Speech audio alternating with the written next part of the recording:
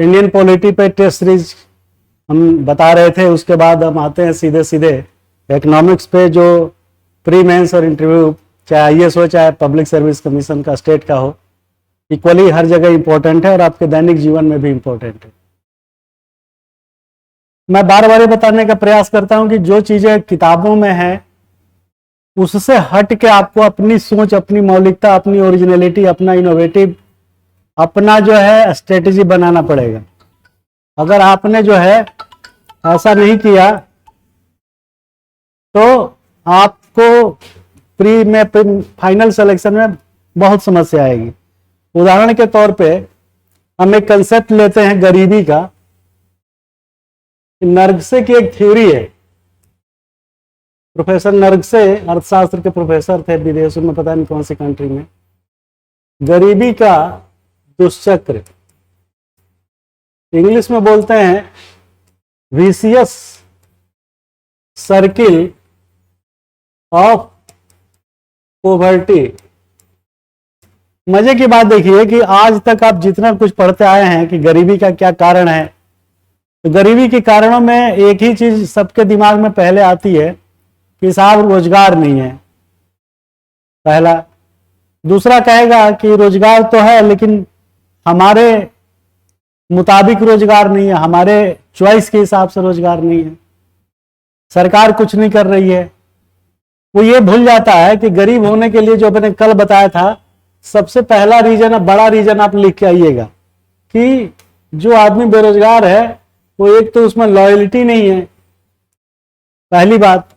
और दूसरी बात, वो काम से भागना चाहता है, देसी भाषा में जिसको लोग कामचोर कहते हैं, मेहनती करना नहीं चाहता। और सरकार का गरीबी बनाए रखने में, न हटा पाने के लिए सबसे ज्यादा जिम्मेदार मानता है। लेकिन आप सरकार को मत कोसिए, गरीबी के कारणों में लॉयल्टी और हार्ड वर्किंग न होना इंडिविजुअल का, ये सबसे बड़ा रीजन है देश में। कल हम इस पे पढ़ा भी चुके हैं, इसलिए ज्यादा डिटेल में नहीं जाएंगे। गरीबी का दुष्चक्र क्या है, ये विदेशों में प्रोफेसर नर्गसे की थ्योरी है। लेकिन आप मजे की बात देखिए कि नर्गसे भी ये कहते थे कि एक आदमी गरीब है क्योंकि वो गरीब है, माने वो गरीब है इसलिए गरीब है। गरीब है का मतलब कि उसके पास संसाधन नहीं है कि वो कोई काम धाम करे, कोई बिजनेस व्यापार करे, और इस तरीके से वो उसी गरीबी को स्टेट ऑफ माइंड, मस्तिष्क की एक अवस्था समझता है और सोचता है ये तो मुझे जो है भाग्य ही खराब है, हमारा किस्मत ही खराब है, इसलिए हम जो है कुछ कर नहीं पा रहे हैं, पैसा नहीं है। नर्गसे की बात जो है सही लगने लगती है कि एक आदमी गरीब है क्योंकि वो गरीब है। आप मजे की बात देखिए,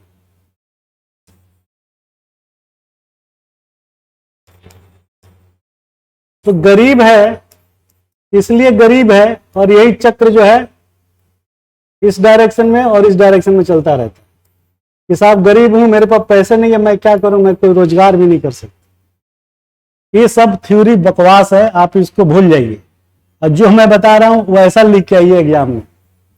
गरीबी का सबसे बड़ा जो रीजन हमने बताया, लॉयलिटी और हार्ड वर्किंग और स्किल डेवलपमेंट क्वालिटी वाइज ना होना, ये सब जिम्मेदार है।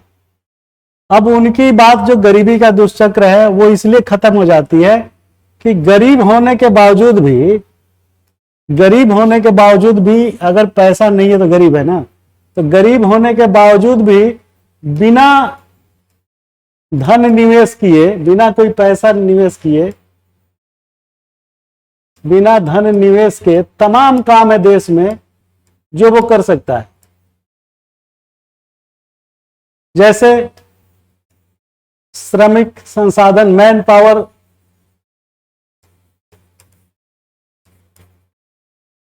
किसी भी तरीके का मैन पावर, ड्राइवर हो, मेड हो, सर्वेंट हो, उसके पास कुक हो, सिक्योरिटी गार्ड हो, तो वो आदमी जो है बिना किसी धन के श्रमिक सप्लाई का काम कर सकता है, सिर्फ अपने मार्केटिंग करके या अपने पुराने लिंक को यूज करके कि भाई कौन कौन इस काम को कर सकता है। तो आपने देखा कि बिना निवेश के ये मैन पावर सप्लाई का काम हो सकता है। दूसरा, बिना निवेश के आप जो है किसी भी चीज का एजेंट बन सकते हैं, जैसे प्रॉपर्टी एजेंट, LIC एजेंट। इसके लिए कौन सा धन चाहिए? आगे और देखिए और क्या हो सकता है। LIC एजेंट के बाद आप ऐसा कोई काम जिसमें आपका इन्वॉल्वमेंट हो और पैसा न लगता हो, जैसे सुपरवाइजरी का काम, पर्यवेक्षण जिसे कहते हैं। आप किसी साइट पे उसके मालिक से, उसके कंस्ट्रक्शन कंपनी से मिलके आप कह सकते हैं कि मेरी ये खासियत है, मैं पर्यवेक्षण कर सकता हूं, जिसको प्रोजेक्ट मॉनिटरिंग कंसल्टेंसी कहते हैं। इसके अलावा आप फ्रीलांसर का काम कर सकते हैं। फ्रीलांसर मीन्स भगवान ने हर आदमी को कुछ ना कुछ गुण दिया है, चाहे वो मसाज करने का काम हो, चाहे वो सैलून का काम हो, चाहे वो टेलरिंग का काम हो, तो वो एज ए फ्रीलांसर बड़े शहरों में आप आराम से कर सकते हैं कि मेरी ये स्किल है, ट्यूशन पढ़ा सकते हैं। तो ये सब इस जो आपका स्किल है उसको एज ए फ्रीलांसर यूज करके, ट्यूटर हो गया फ्रीलांसर में। उसके अलावा पोर्टर, बड़े शहरों में इसकी बहुत जरूरत है। एक पैसा या सामान यहां से यहां भेजना है, पोर्टर आएगा, लेके जाके डिलीवरी कर दे। तो आप बताइए, ये गरीबी का दुष्चक्र का सिद्धांत नरगिसे का कहां तक प्रासंगिक है? बिल्कुल प्रासंगिक नहीं है, क्योंकि बिना किसी पैसे के निवेश के भी आप अपना रोजगार शुरू कर सकते हैं और पैसा अर्न कर सकते हैं। तो गरीबी का दुष्चक्र जो है, विशियस सर्किल ऑफ पॉवर्टी, ये प्रासंगिक नहीं रहा। एक आदमी गरीब है क्योंकि वो गरीब है, और वो गरीब है तो उसके बावजूद भी बिना पैसे के, बिना निवेश के भी काम कर सकते हैं। दूसरा एक शब्द है top line versus bottom line. सरकारी महकमे में बहुत यूज होता है ये सब।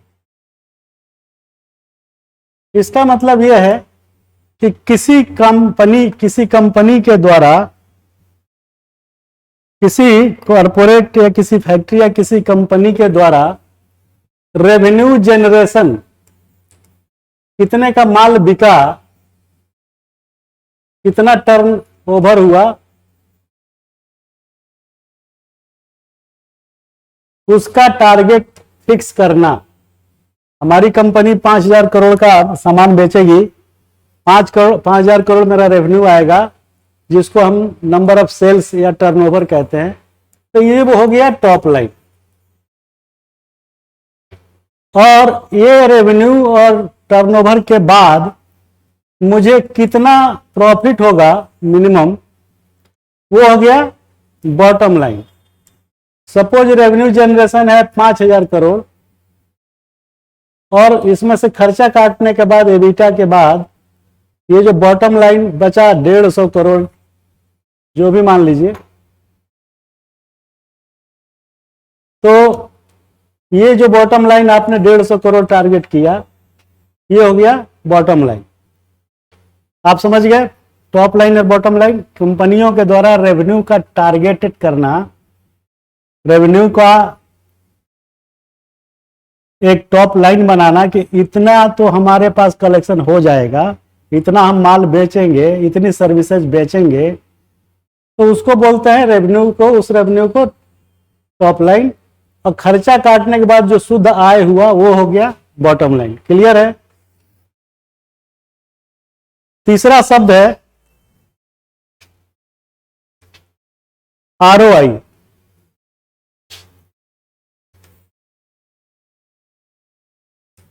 ROI, return on investment.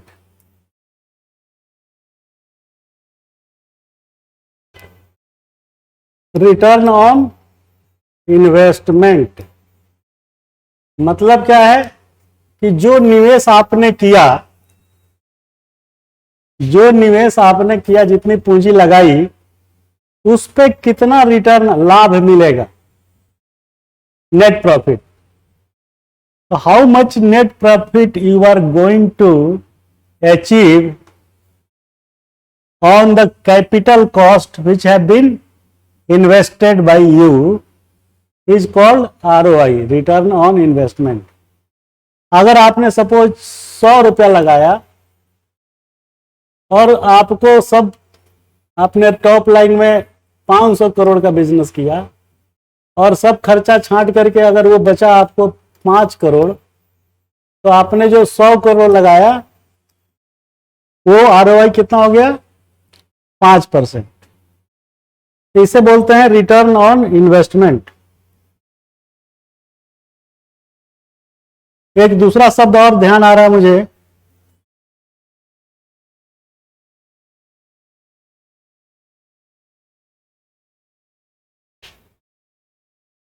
Break even. Break even जो है क्या है,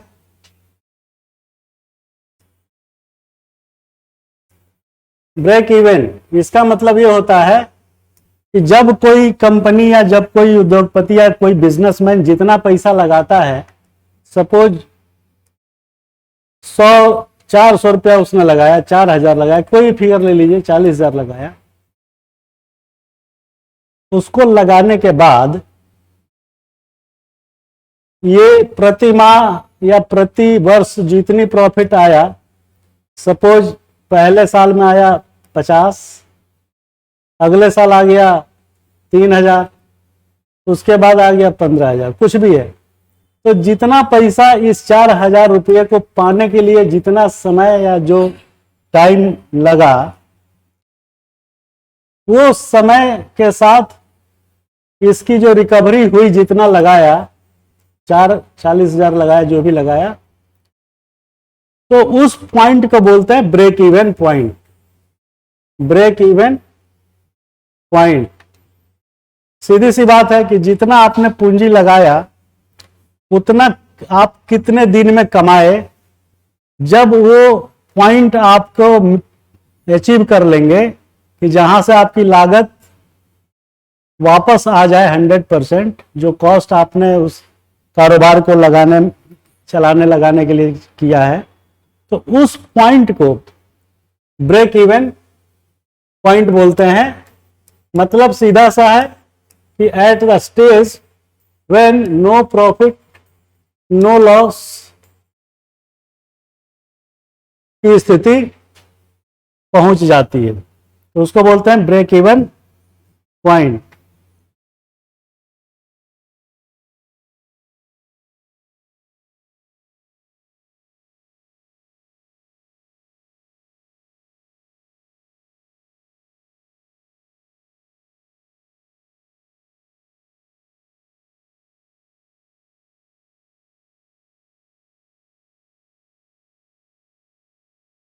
आगे हम बात करेंगे वेरियस मार्केट इकोनॉमी की।